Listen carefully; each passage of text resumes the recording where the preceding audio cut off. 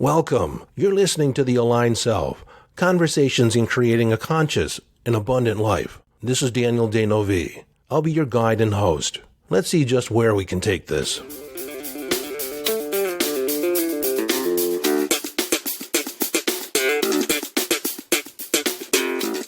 Hello, friend, and welcome into the conversation.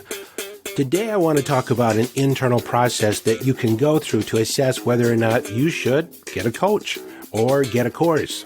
Essentially assess whether or not you even have an issue worth dealing with. So, why am I talking about this today? Well, for one, it benefits me. It benefits me in having you assess whether or not you might be a good fit for my current coaching program that I've created with Meg Lamm, called Being Your Authentic Self, a deep dive into boundaries. We're currently in the home stretch of registrations, and we're going to close registrations any day now. But the other reason is I want to empower you, and ultimately that is my main objective in everything that I do. I want you to walk away empowered to be able to make decisions and create the life you want for yourself. And so I'm going to share a framework, a questioning framework by which you can apply to yourself, looking from the outside in on your life and assessing whether or not you have anything to work on, and assessing whether or not you have anything worthwhile to change. Because the problem is when you're looking at something through your eyes, all you know is all you know. And what you don't know, you don't know it. You actually have blind spots, meaning there's aspects of your experience that are outside your conscious awareness. They're there, but you're not present to it. They're actually impacting your life, and you don't know why things are happening the way they're happening. Because just moving about our world, we tend to have a story on why things are showing up the way they're showing up. The story allows us to tolerate a less than desirable situation because we can simply explain it. We have an idea of why it's there, how it's persisting, how it's showing up, what the dynamic is, and what stops us from moving forward. See, we have a story about the whole thing. And so I'm going to present you with a framework which will assist you in identifying whether or not you want to move forward, identify what or where you might need to apply your effort. And for the context of this episode, I'm going to be referring to, of course, my coaching program around boundaries, around being authentic. But I'm going to also intersperse that with other perspectives that will allow you to consider these ideas in multiple contexts. And so the first question, I want you to entertain the idea that if nothing changed in your life, if nothing changed, what is the predictable, almost certain future, say a year down the road, 2 years down the road, 5 years down the road? Because if you always do what you've always done, you're going to always get what you've always gotten. And so if nothing changed with your relationships, if nothing changed with you, if nothing changed with your life over the next 3 to 5 years, would you be satisfied? Would you be happy? And if the answer is yes, then there's really nothing to do. You're already living an aligned life. Your decisions and your behaviors are in alignment with what matters most to you. But if you were to forecast out into the future and nothing would change over the next 3 to 5 years, in fact, it would be rather disappointing if nothing changed, or it would potentially get worse, then that means there's some creative tension in your persona. There's some inspirational dissatisfaction, but you may not yet know exactly what's dissatisfying about your current situation. You just know that it could be better. The next question is to take a look at the different areas of your life, and there's about a dozen facets or aspects of your life. There's relationships, there's personal finance, there's career, there's health, there's fitness. And in the context of relationships, there's intimate relationships, there's family relationships, there's acquaintances, and there's work relationships. And then there's that category of strangers. You come in contact with people that you don't really know, yet they influence your life in one way or another. And so again, you look at the different aspects of your life and where is the greatest level of dissatisfaction? What areas are the most uncomfortable for you? Which, in your estimation, have the opportunity for the greatest amount of growth? And so in the context of our coaching program, one of the questions we ask is to have you identify 3 to 5 relationships of which you are giving up your power. 3 to 5 relationships that could be or have the potential for being much better than they are. And one of the ways we assess that is by having an ideal. Like if everything was perfect, what would be my ideal relationship? What would be my ideal interaction? And unfortunately, inside relationships, this is sometimes a hard question because all you know is all you know. And if you have a history of less than amazing relationships, or they're not necessarily as wonderful as you think they could be, then there is something in your makeup, there's something in your behavior, a pattern of behavior that you move or exhibit or express in each and every relationship. And so the defining questions that we ask to identify if there's any issues with boundaries are these. Is there any area that you're giving up your power? Do you feel like you can be yourself unabashedly, unapologetically, just show up as yourself? Or do you temper your behavior in order to fit the expectations of the other people you're engaging with?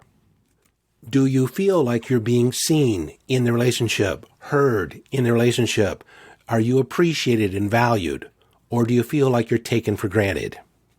If a person answers yes to all these questions, typically there is a need for a new boundary in that relationship, in that area. A new pattern of behavior needs to be expressed. And again, the only thing that you can control is you. So when we set boundaries, therefore your behavior, they're what you will tolerate inside a relationship or not tolerate inside a relationship.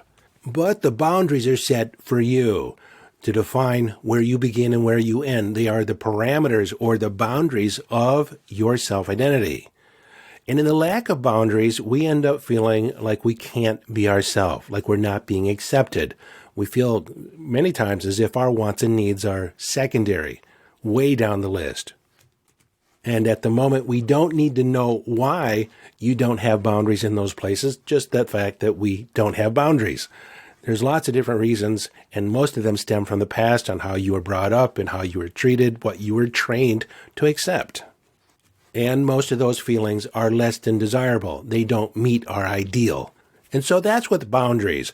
Let's consider another aspect of life as we consider the comparison and contrast with our ideal in our current state.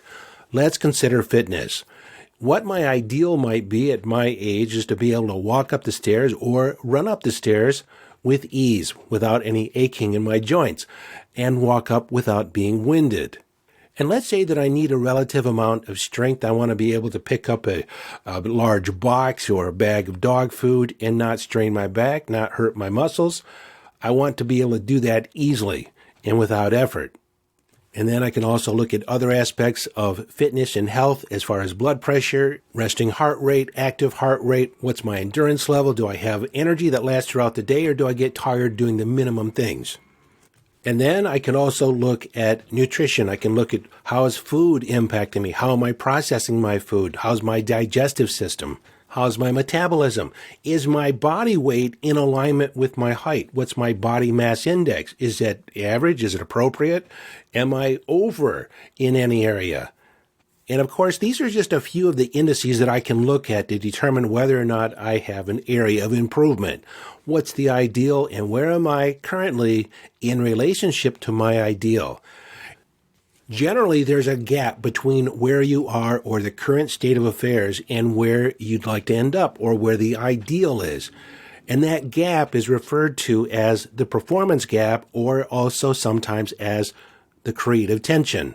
But just knowing that there is a gap between where we currently are and where we would like to end up or what our ideal is not sufficient for us to change. A lot of times we think it is. We often think that all we have to do is throw this intention out into the future, focus on the desire, and that in and of itself should be enough to move us forward. That should be enough to get us motivated. And we might be. We might be motivated for the first few days or so, but we tend to exhaust ourselves because the motivation, the fuel behind it, the juice behind it isn't enough. And this is also evident inside relationships where people have poor boundaries because they tolerate it. They've let it go so long that it feels like it's normal. And there's not sufficient pain, there's not sufficient dissatisfaction to change anything. There's this idea that I can get along with this. It's not that bad. Famous last words to keep you stuck where you are. it's not that bad. And so step 3 in this process of self-reflection is to take a look and become present to, aware of, the impact of not changing. So let's say that you have relationships where you don't feel like you can be yourself or be completely honest, that you have to temper your expression in a way where it fits somebody else's agenda, somebody else's idea of what's appropriate for you or the relationship. So what's the impact on you? What's the impact on your self-esteem if you don't feel like you can truly express yourself? That if you were to express yourself, that it would meet with resistance? What's the impact to your life? Typically, the impact is a lot of resentment and contempt for the other person. Now, contempt and resentment begins the death of the relationship. When you constantly think of the other person with contempt and resistance, there's not a lot of room for love and acceptance. And so the relationship dies by the inch, and unfortunately, your self-esteem dies by the inch. And what I mean when I say your relationships die by the inch, you die by the inch, is that it doesn't happen all at once. It happens incrementally over time, day by day, moment by moment, decision by decision. You feel a little less than you were yesterday. The relationship feels less than amazing than it did yesterday or 5 years ago. You feel less than amazing. You feel less impressed with yourself. You wonder, what happened to the person that started this relationship 5 years ago, 10 years ago? They were so full of life. They were so full of energy. What happened to them? I once had a client come to me. She was in her 40s. She had been married for 19 years. Her husband actually left her for a younger woman. She said, here I am, 43, I'm divorced, and as I look back, I don't resemble anything that I was when I was younger. All the things that I loved about myself, all the things I enjoyed doing, all the ways I loved expressing myself, how I dressed, how I danced, all that's changed. I don't even recognize who I am anymore. I look in the mirror and I don't see the person I thought I was. And as I think about it, I realize it was my fault. I gave up pieces of myself each and every day, each and every week, year after year. I gave up my career. I gave up my friends. I gave up my hobbies. I was everything he wanted me to be. I showed up. I talked about the subject he wanted to talk about. We saw the movies that he wanted to see. I revolved my life around him. And what did it get me? Nothing. In the end, he ends up leaving me for someone younger, a prettier, younger version of me. There was no guarantee. Why did I sell myself out? I don't understand that. And so she wanted me to answer that. I said, it's pretty simple. You simply put yourself second. You put his wants and needs ahead of yours. And so there wasn't very much left over for you. And so the long-term impact of not having boundaries, not establishing boundaries for your life, for your relationships, is that you end up living your life for someone else. You don't live your life for you. And this happens all across the culture. Everyone's heard of the midlife crisis, and essentially that's what happens. Suddenly, people begin looking around their life, realizing that they've lived their life for everyone but themselves. Something happens to make them realize that if they don't do something today or tomorrow, that they're not going to be happy at all. And so then they do something, anything, to move in a new direction. And this is the point that you want to be at when you're initiating change and transformation in your life. You want to become present to the impact, to the point that it's painful, that it's unbearable. It becomes inspirational dissatisfaction. Because without that, you will continue. You will languish just like that woman did for 19 years, only to come to a point where no one was looking out for her, where she should have been looking out for herself. But she was doing the best she could with what she had. And that's what we do. We live the story of our programming. Without intervention, without any change, we will perpetuate the past. We will perpetuate patterns that we've adopted over time, and we will continue with the same drama, the same story over and over and over again until we're ready to make a change, until we're inspirationally dissatisfied with the way things are going. Because we can see it. We can see the writing on the wall. We can see how it's going to end up. We see the momentum of where our life is taking us, and we say, hey, I don't want to go there. And so we stop. And so even though out in the world there's a large number of people with boundary issues, they're not going to do anything because it just hasn't gotten painful enough yet to do anything different. They can tolerate it. They can make it work. It's not that bad. On the fitness side of it, from that aspect, you take a look at what are the current conditions. Is it desirable? How bad is it? If it perpetuates over time, if it continues the way it is, how bad is it going to get? And you stack the pain on top of pain, disappointment on top of disappointment. And I look at different people in their life that have let their health go. And that becomes a motivator for me to begin doing something today, because if I wait, I'm going to end up just like them. And those people that I look at that have let their health go, that have let their weight go, that have less than a desirable relationship with their body, they become a cautionary tale that if I don't do something today, I'm going to end up like them. And so that gets me to the gym. That gets me out on the walk. It gets me moving in the world in a way where I'm taking care of my health and fitness. Going back to my young woman, I consider her young at 43. She still had a lot of life left, but she was at a point where she was inspirationally dissatisfied. She was never again going to sell herself out. She wanted to put the boundaries in place, put the behaviors in place to where she put herself first. In the context of the airline, when you're hearing the pre-flight instructions, if there's a sudden loss of cabin pressure and the oxygen mask drop down, put the mask on yourself first. Make sure you're taken care of so you can take care of your loved ones. And when you have more to give because you take care of yourself, then you actually become a greater contribution. You become more attractive, more valuable to others because you are taking care of yourself first. You put yourself first so you have more to give others. And so where are we? Let's reassess what we've done so far. So you want to take a look at the different areas of your life. Where's the greatest potential for improvement? What's the ideal? Compare where you are with where you want to go. Is there a gap?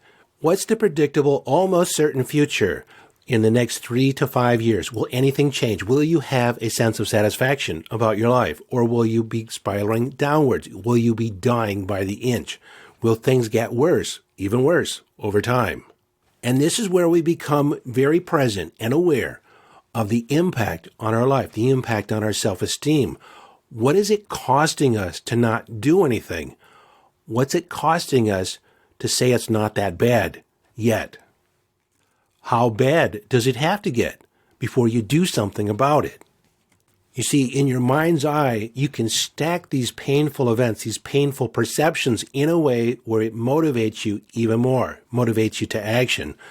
Most people acquiesce, they give in to circumstance until, circumstance after circumstance happens and dissatisfaction after dissatisfaction happens, and they tolerate it until one day something happens and no longer do they want to tolerate it. That's enough. That's the straw that breaks the camel's back.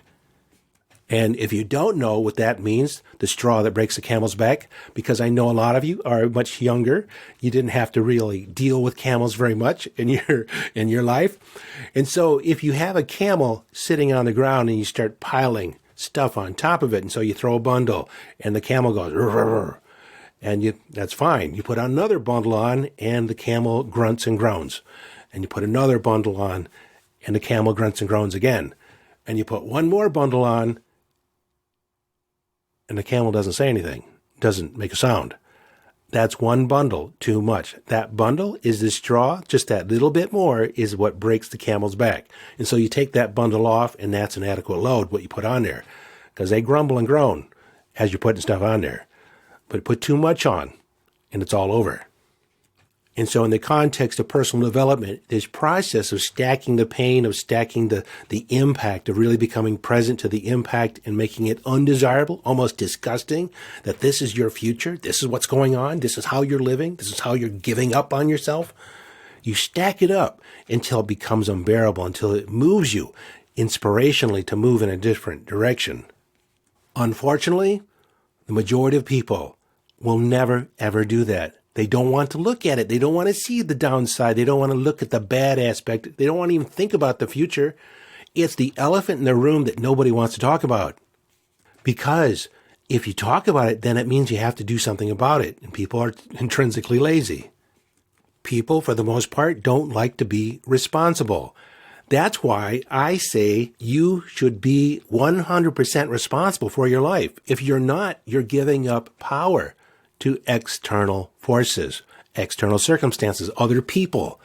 You see, when you declare yourself 100% responsible for your own decisions, when you exercise your freedom to respond to any given event, you get to choose your response. That's your freedom.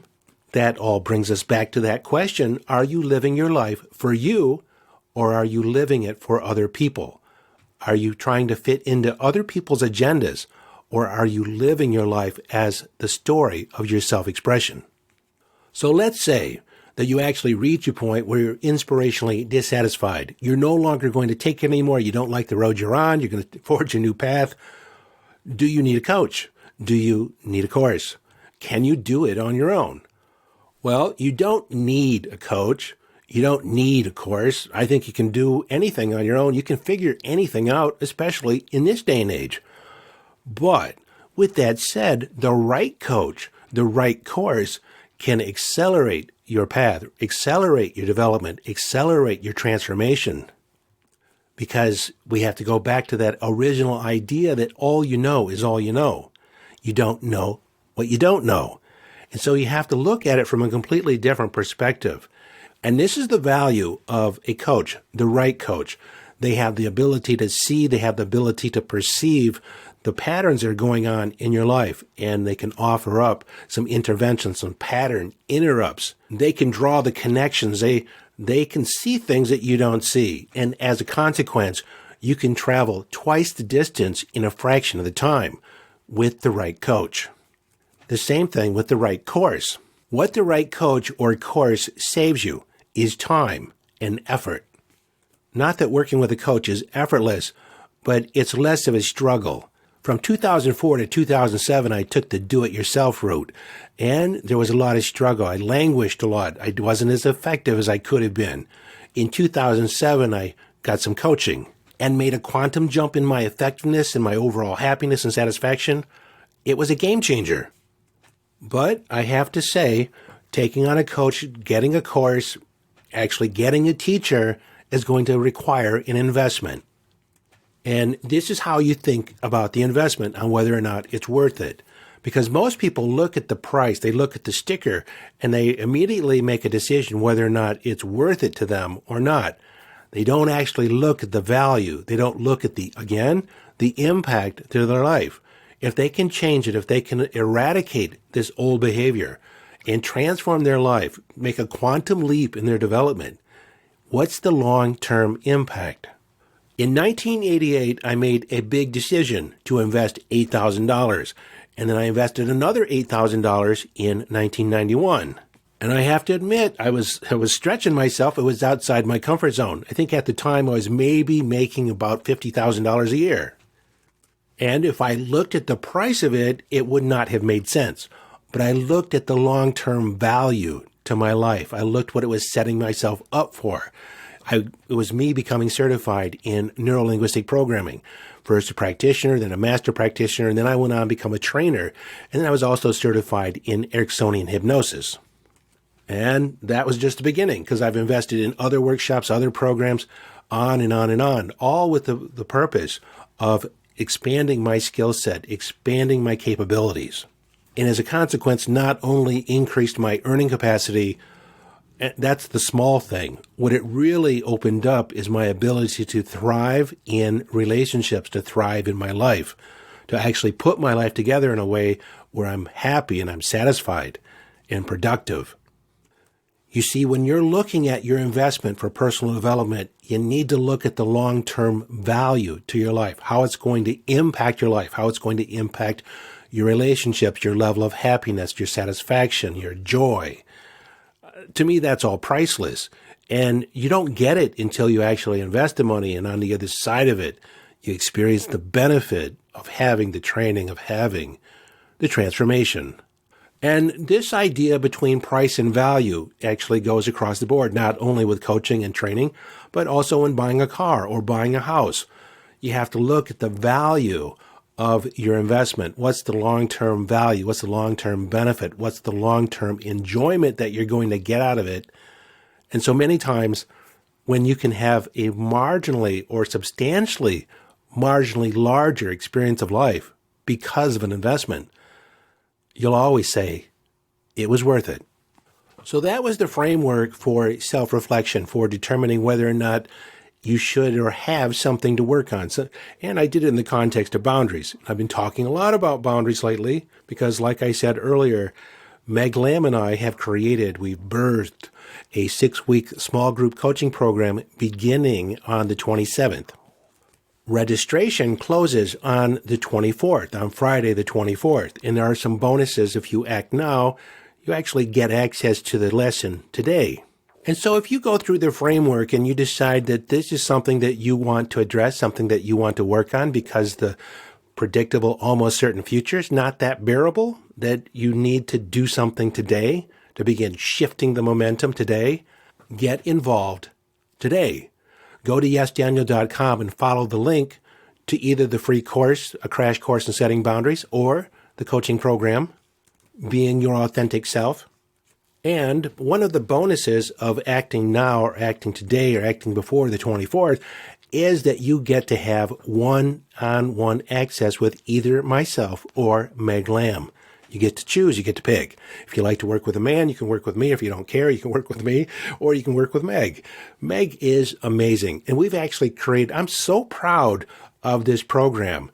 It is transformational, and I decided to guarantee it.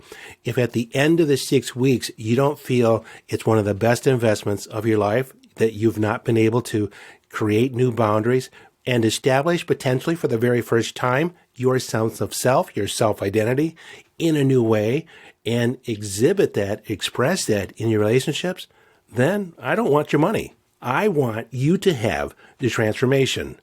And I also want you to show up only if you're going to be committed, only if you are inspirationally dissatisfied with your life. If you look at the predictable, almost certain future and you can't stand it, that you've had enough, that's who we want. Because if you show up, I'm going to show up, Meg is going to show up. If we all show up, you all will be unstoppable. Your self-esteem will go through the roof. You'll know yourself to be someone that can't be messed with. You'll be able to say no when you mean no and not say yes unless you mean it. That experience of life is so freeing. It's freedom. Ultimately, that's what you have. It's going to be freedom. Freedom to authentically be yourself with no apologies. Until next time, this is your friend and host, Daniel Danovi, urging you to follow your bliss. Live your life from inner signals. Be inner directed as you engage in the epic adventure.